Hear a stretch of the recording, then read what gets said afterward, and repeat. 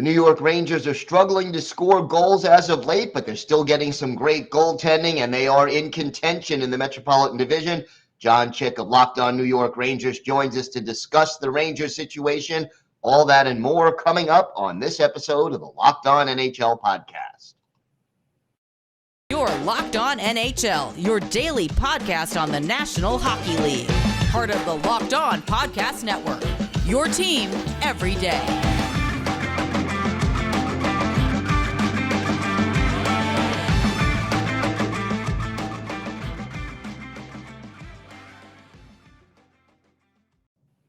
And welcome back to the Locked On NHL Podcast. Gil Martin, so glad you could join us today, and thank you for making Locked On NHL your first listen every day. We are free and available on all platforms.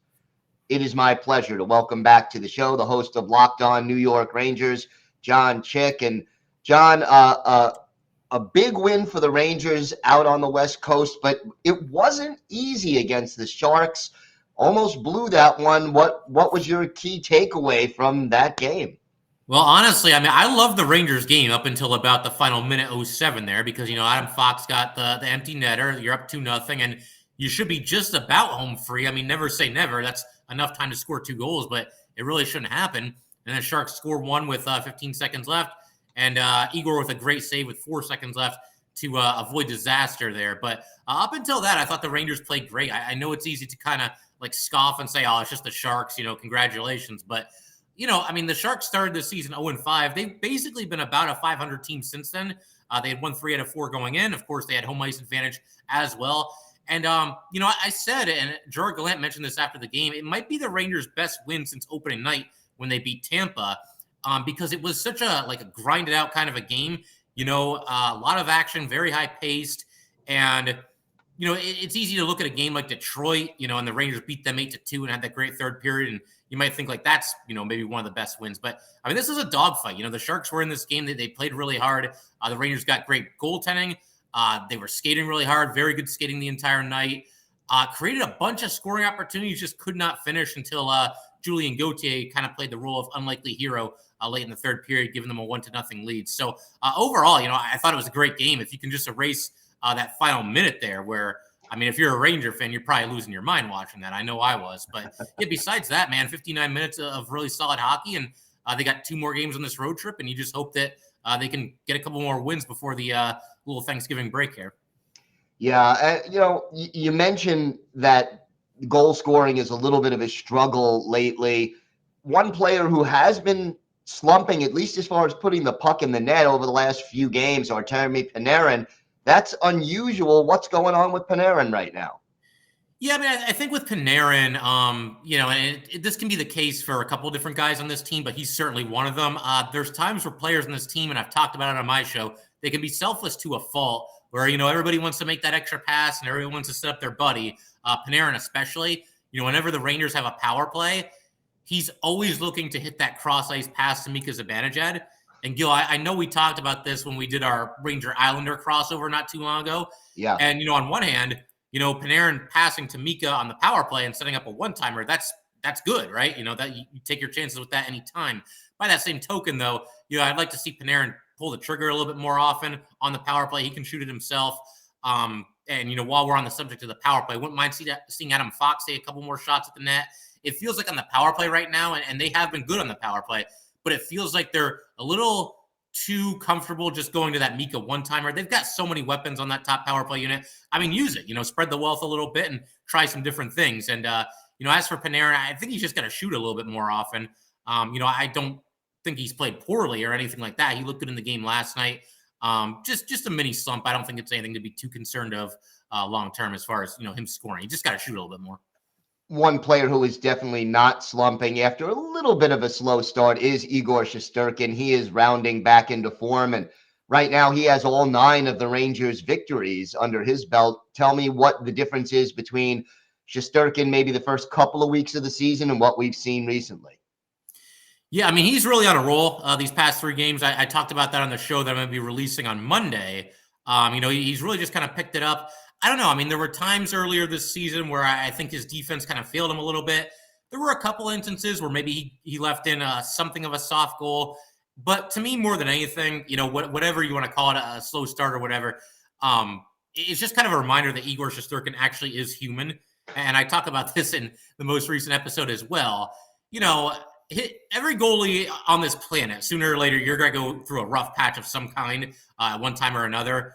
Igor maybe went through a little bit of one, and I said this as well on my show, but Igor's rough patches aren't even that rough. It's just kind of like, he's just kind of average, And these last 3 games, I mean, he's been awesome, made a lot of really nice saves against the Sharks.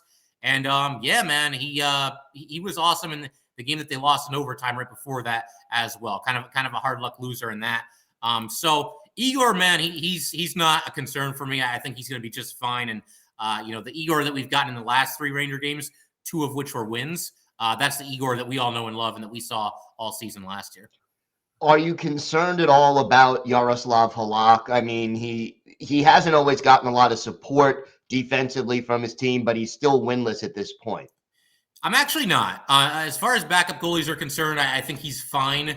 To kind of use an analogy and borrow something from a different sport, like in baseball, if you have a starting pitcher and he gets lit up once or twice early at the start of the season, I mean, his ERA is going to go right through the roof, and it's going to take a while to come back down.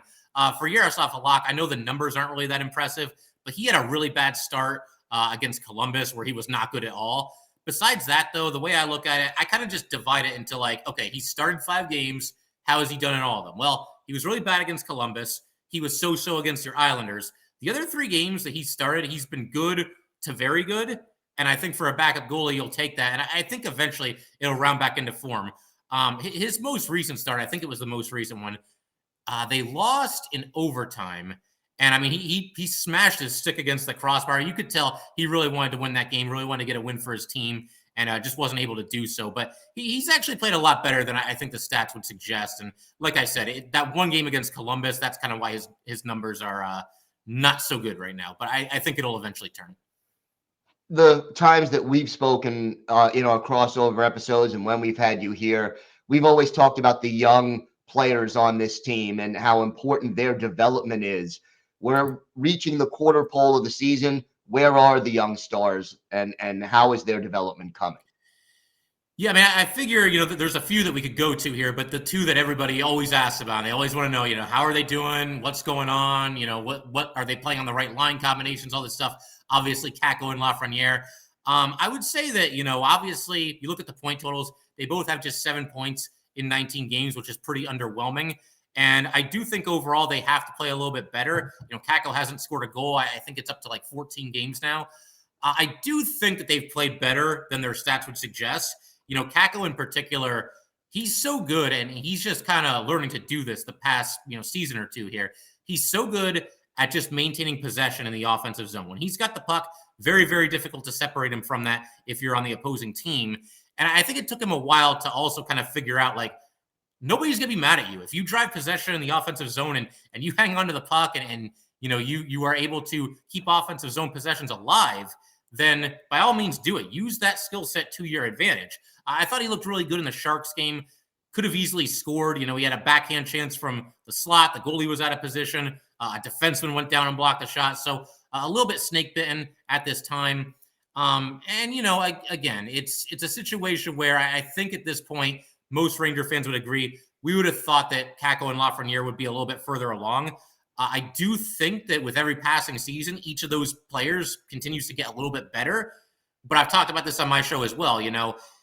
They take baby steps. It's kind of baby steps, and it's a very slow process. And Ranger fans are kind of looking for that hop, skip, and a leap forward from these guys, where it's like, man, now they're premier players in this league. Now they're big time. So hopefully it's coming. I mean, you keep your fingers crossed. They've had kind of a kid line reunion. They've been out there with Philip Hedl. And Hedl off to a really nice start this season. He was injured for a little while, but, finally kind of developing into the player that the Rangers thought that they were getting. And it's crazy because, he's only 22 years old and he's been in the league for like 5 years, which like seems to not even compute. But yeah, Philip Hedl's been really good. And again, that kid line, they gave him a great spark in the playoffs last year, had a great run there. So they have it in them. It's just battling this inconsistency and, hopefully these guys can all reach their potential pretty soon.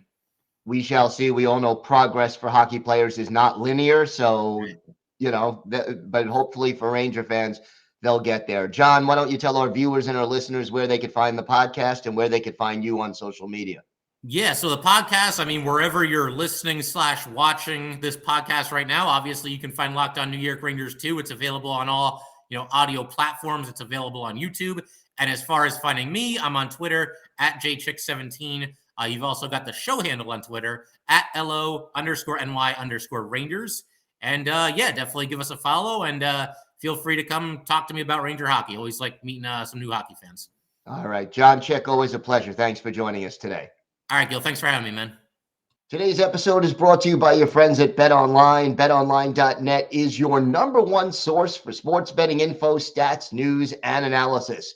Get the latest odds and trends for every professional and amateur league out there. From football to basketball to soccer and esports, we've got it all at BetOnline.net. And if you love sports podcasts, you'll find those at BetOnline as well. We are always the fastest and easiest way to get your betting fix. Hey, maybe you could take your expertise on the NHL and put it to good use. Place some bets. Check out the odds at betonline.net. Head to the website today or use your mobile device to learn more. Bet Online, where the game starts.